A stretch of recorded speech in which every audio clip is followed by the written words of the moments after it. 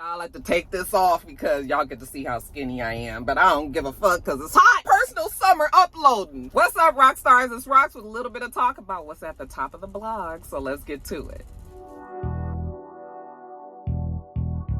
I say I'm gonna take some time off, y'all. All the cashiers, they was like, somebody stole her truck. It's like you can hear it all throughout the store. This Rox coming to you today with a review for Love and Marriage Detroit, Love and Marriage Huntsville, our book 4, Real Housewives of Atlanta. Let's get to it, shall we?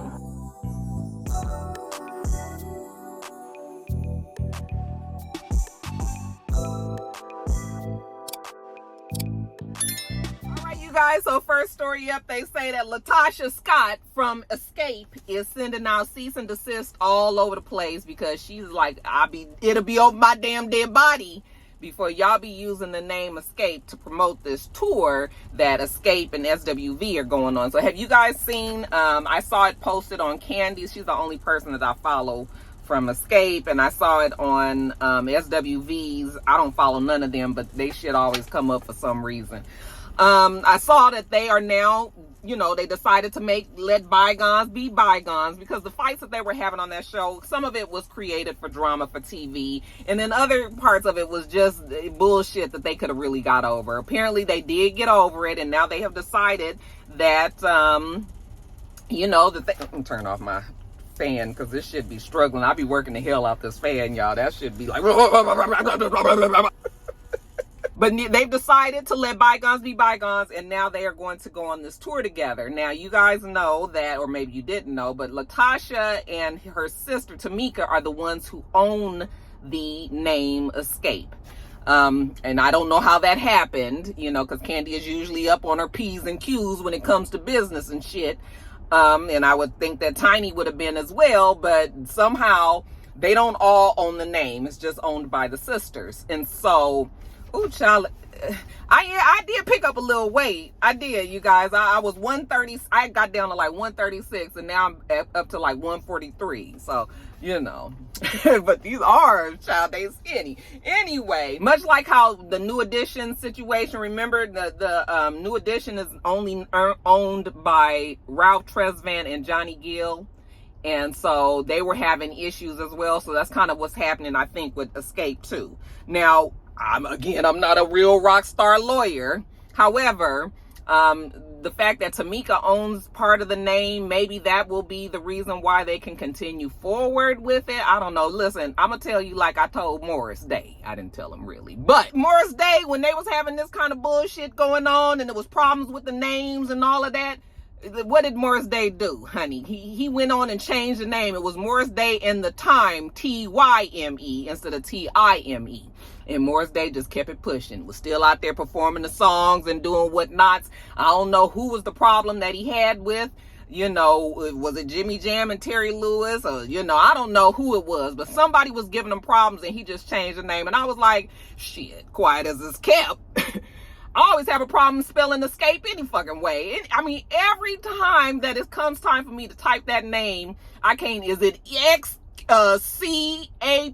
I think that's the real name spelling. But I was like E-X-C-A-P-E, and then I was E-S-C-A-P-E, and then I was like X-C-S-C-A-P. I was like, nigga, I can't. Just spell that shit the regular way, like the Ford, SUV, and go on about your business. Nobody's gonna pay attention. I know that is their brand, of course, but child, just change that name and go. Y'all let me know, the real rockstar lawyers, let me know whether or not they can actually use that name because Tamika is there. Is that something that Latasha also has to agree to? And Latasha, I was just like, bitch, why you just got to be like this? Why you got to be like this? Let them girls go on. You went on and did your gospel thing, and ain't nobody saying nothing about it. And I mean, nobody. Ain't nobody saying shit about that. Now you want to go, just because these girls trying to get out there and get to the money, now you got a problem with it. I know it's that goddamn Rocky behind it. Anyway, y'all, that's what they saying about that. But the show will go on, you guys, and it's going to be a good tour. Will you guys be going? I don't think I'm going just because I don't really have any interest in seeing Escape. Like, I just don't. I'm sorry, y'all. I know. But yeah, SWV all day. But y'all let me know how the tour go. Y'all going? Let me know. All right, you guys, Kroy Bierman, he about sick of this shit. Listen, Kroy was so mad about all of the dramas that's going on with his estranged, I guess, wife, that Kroy was like, fuck this, I'm gonna put these goddamn readers on. He sat down at the computer. He pulled up Excel spreadsheet, and brother man concocted a whole spreadsheet of letting y'all know exactly why they have found themselves in the predicament that they are now. Okay, over $600,000 in debt. Kroy says that Kim, you know, while they was only bringing in a few dollars, because remember, they wasn't on no show or nothing, and I'm assuming he has his retirement from football, but that probably wasn't that much. I mean, it was a decent living, but you know, when you trying to live high on the hog, but you getting, you know, champagne taste and Kool-Aid money, you know, then this is what happens. He said that she was at Neiman's, she was at Saks, she was at Versace, Chanel, shopping her ass off. He said also she had invested almost, over $200,000 in Bitcoin investments, and I'm assuming those investments didn't go that well. And they say that, and he said that she's a gambler, you know, that her choice of gamble is the lottery. And I was just like, girl, I know what you was trying to do though, because every now and then, you know, you get to thinking like, ooh, that all I need is one hit, nigga. All I need is one, and all of my damn problems will be solved. But you know, lottery, you don't, I mean, the odds are horrible. Okay, I mean, beyond horrible. You probably got a better chance of jumping off of a building and flying before you gonna hit this lottery. She wasn't buying, I mean, she probably was also doing the Mega Millions and all of that shit, because boy, you just be dreaming, you just be thinking and shit. But he said that she liked to do the scratch offs.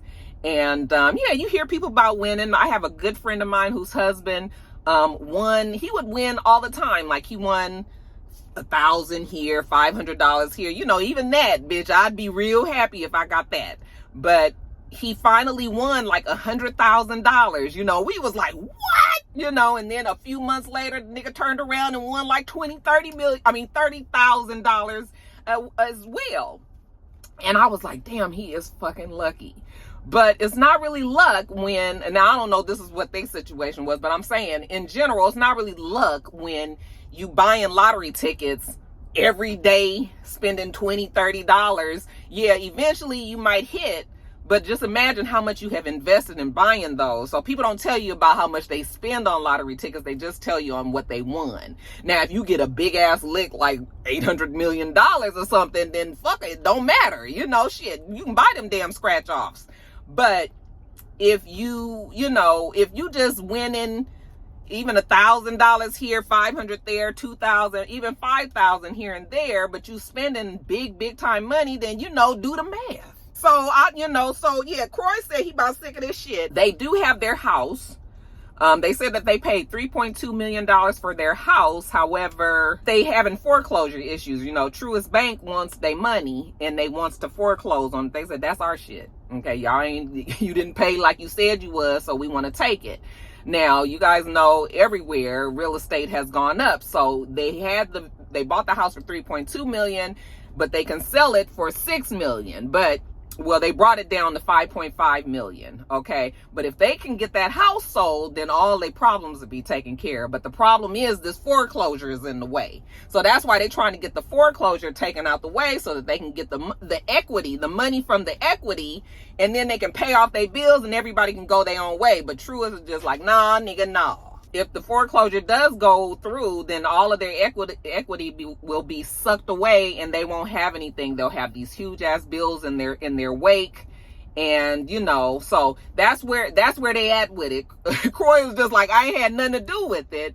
And, you know, Kroy, even though he might have had nothing to do with it, you know, you was complicit. You was watching your wife do all this. And I mean, you know, when people gonna do what they gonna do, it's hard to stop them. But, you know, they're gonna probably say, well, yeah, it's your fault too. You know, you was part of the team. So Kroy is trying to get custody of the kids. He's trying to get alimony. He's trying to do a whole bunch. I was like, alimony? But isn't he the one that has the income? I guess maybe Kim's potential to have income. I don't know. The real rock star lawyers, y'all just let us know. Y'all, it's just, you know, life come at you fast. It do. Excel for the win. All right, you guys, this next story is about North Carolina State University. Now, apparently, there have been about 150 people that have been diagnosed with cancer, and it has all linked back to a certain building at North Carolina State University called Poe Hall. Okay, I'm assuming that they held classes in there and everything, and they're saying that there are a lot of people, like I said, over 150 people, or somewhere around 150 people that have been diagnosed with all types of forms of cancer, and they believe that it's because of the this building structure that was built back in 1971. When they didn't have all of these standards saying that you couldn't make, a building using certain chemicals or certain things because they were cancer causing. So now they're saying that within this building, that it had polychlorinated, child, I don't know how to say this, polycarbonated biphenyls, okay, PCBs, basically. And that they are carcinogens, that I don't know if it's made in the asphalt and the drywall. They didn't use drywall back then. They used plaster, okay? It could have been in the plaster, just like we know asbestos, This chemical apparently is not the same as asbestos, because asbestos, they say that as long as it's not disturbed, then you wouldn't have any problems with it. It's just until you start trying to tear down shit and doing all that, those fibers can get into your lungs and fuck you up on the inside. But there are many houses still that are standing that has asbestos, but if you don't fuck with it, then it's not gonna fuck with you. But in this case, those chemicals apparently was floating in the air, and that there were many people that were affected. Now, if this building has been up since 1971, then I think we can all agree that there are probably many, many other people that had cancer, probably did, that may not have even had it in their family, just didn't understand, like, where did this come from? Well, this is something that they can probably look into. And North Carolina State University is probably going to have a class action suit on their hands. Again, I'm not a real rock star lawyer, but I wonder, well, you know what? It's probably a statute of limitations on there, and a time probably they wouldn't be able to go back. But I know that there probably are people who did have cancer, who may have died from cancer, and their families are now reading this story and wondering, like, did North Carolina State University have something to do with the fact that their loved one, was either sick or passed away from cancer? So, yeah, this is not a good look for North Carolina State University, but I bet you that this happens that this might be going on in a lot of universities and buildings that were built back in the 70s, like I said, that didn't have those rules and regulations. Now you can't build with that kind of stuff. But again, if you had been going there some years ago and had no idea, then you just wouldn't know. So prayers up to those who did go to that school, who did, find themselves, not coming down with cancer, but, did find themselves having cancer as well. Yeah, this is something that North Carolina State is definitely going to have to take care of. They did close the building down November of 2023. I got all this shit in my head, you guys. They did close it down, but now we're starting to hear why exactly. And like I said, I believe there will be some lawsuits there coming up. All right, next story. Okay, now speaking of lawsuits, there's also a lawsuit that was brought upon Kanye West. They say that Kanye wants to be known as Ye. Mama named him Kanye, I'm gonna call him damn Kanye. Okay, can't be fucking around with all these new names. But apparently, Kanye, one day, maybe at assembly at the school, Kanye told the people that he wanted to shave, if they was acting up. Now, we don't know if he was talking to the kids or the staff or everybody, but if they was acting up, he wanted to shave their heads and put them in a jail. And of course, when I hear that sentiment, or when I hear that statement, we know that that's what was done back in the day when, the Holocaust and all that. This is just something else, that people are saying that Kanye was anti-Semite without them saying it, but just the fact that they said shaved heads, you immediately think of like Schindler's List, and when you've seen other documents or movies that showed us this kind of thing. Anyway, I was just like, well, that might have been on one of Kanye's bad days, y'all. I'm not laughing. We know that Kanye has bipolarism, and it's just a fact sometimes when you have bipolarisms, you have good days and you have bad days. Sometimes you're manic and you might say things that's out of turn.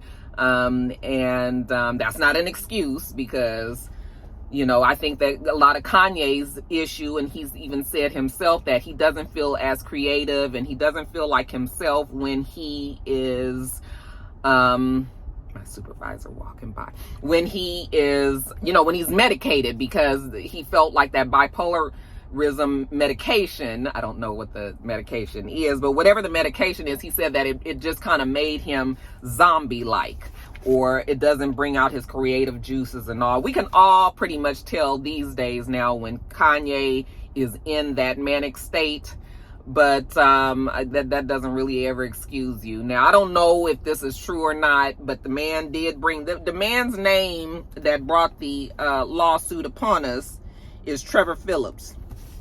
And he took it on down to the LA Superior Court and was just like, Kanye over there acting up, child. He felt like Kanye was supporting a hostile work environment. You know, he couldn't work in them conditions. He had a problem with it. And I guess when he spoke out, that he was retaliated against, and I'm assuming fired or, you know, disciplined in some kind of way. So yeah, he took it on down to the courthouse, filed this, you know, and it just yet another problem that we've heard at Donda Academy. I know that Donda has to be up there just every time that little light flicker in her room up there in heaven, she be like, Lord, what my boy said there. I just hate that Donda is not here, you know, because we all know that Kanye ain't never been right ever since his mom passed. It's just been so much for him. And that's just the little soft spot that we have in our heart for Kanye. I mean, Kanye, oh, child, like him and his wife walking around half naked, you know, he do make her cover up for the kids. Y'all saw him when he had the kids on Easter, they was going to the movies or something, and she had on clothes.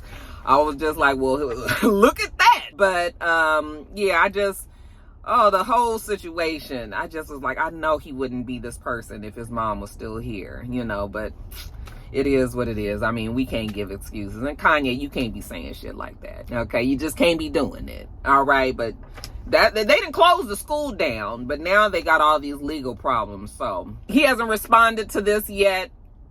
You know, I guess this is probably just on a long list of other issues that he's dealing with right now. So, you know, he's going to have to get to him when he can. Next story. Lastly, you guys, I saw on Alexander Rogers' page, Instagram today, that, child, they have canceled Bold&Bougie, Carlos's new show. The show that all you guys was reaching out to me. Oh, Roxanne, you got to review this show. It's so good. It's grown women, you know, real relationships. You know, it's so good to see them doing this. This is different and all that, child. WeTV was like, scratch that shit. I was like, what?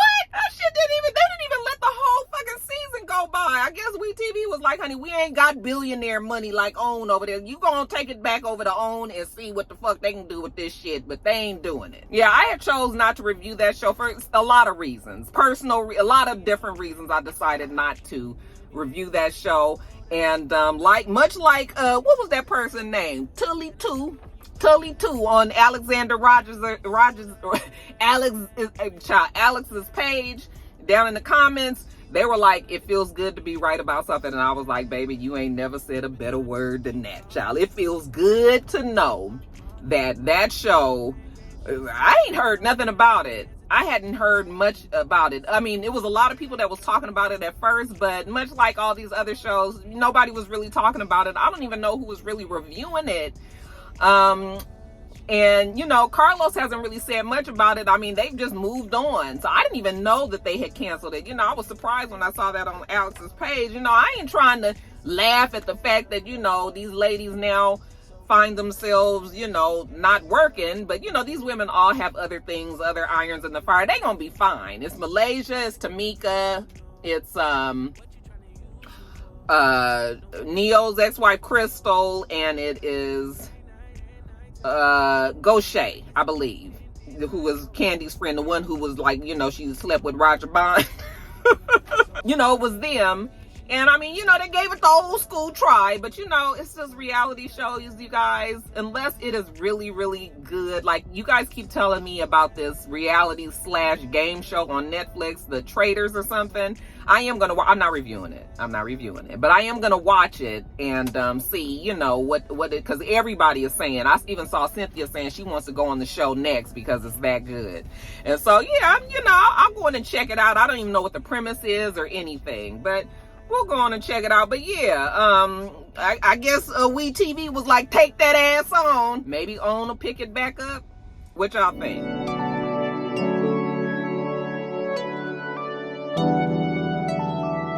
All right, you guys, that is it. Listen, somebody tell She by Sheree to quit fucking with her face, okay? And I'm gonna get on off of here. We do this every single week, so make sure you thumbs up the video, comment, and subscribe, and make sure you come back.